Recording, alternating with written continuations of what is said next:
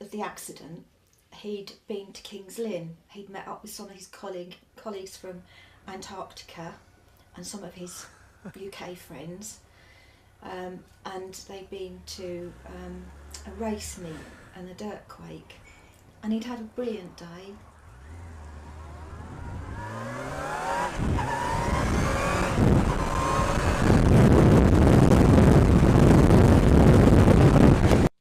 I know he rode fast that day. He loved speed, he loved motorbikes.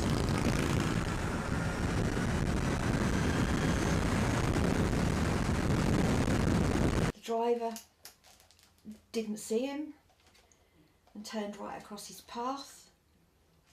David didn't have time to take evasive action.